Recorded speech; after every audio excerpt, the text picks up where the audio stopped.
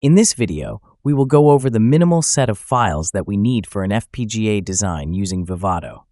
We will then create a project with those files using the GUI before finally generating a bitstream that we can program into an FPGA.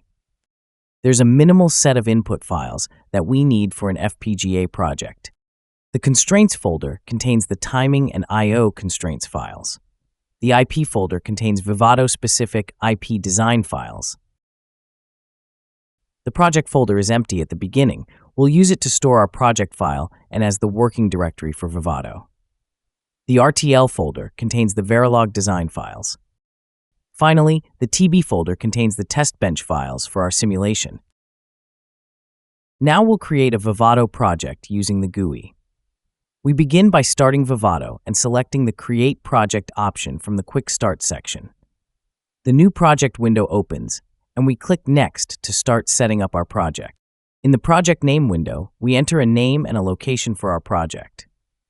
In the Project Type window, we select the RTL Project option. In the Add Sources window, we select the Add Files option. In the Add Source Files window that opens, we navigate to the RTL folder, select all the Verilog design sources, and click OK. Back in the Add Sources window, we click Add Files once again and navigate to the IP folder. From here, we can add the Vivado IP configuration files to the project. Back in the Add Sources window, we click Add Files once again. In the Add Source Files window that opens, we navigate to the TB folder, select all the Verilog simulation sources, and click OK. This takes us back to the Add Sources window, where we select all the simulation files with the file name starting with TB and set them to simulation only in the HDL Source 4 column. In the Add Constraints window, we click Add Files. In the Add Constraint Files window that opens, we navigate to the Constraints folder, select both files, and click OK. This takes us back to the Add Constraints window, where we click Next. In the Default Part window, we search for our target device, select it, and click Next.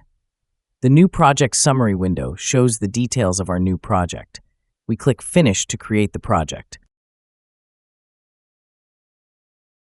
Because in project mode, Vivado manages the design flow, the Flow Navigator on the left shows all the steps in the FPGA development process. We select Generate Bitstream on the bottom and click Yes when Vivado asks to launch synthesis and implementation first.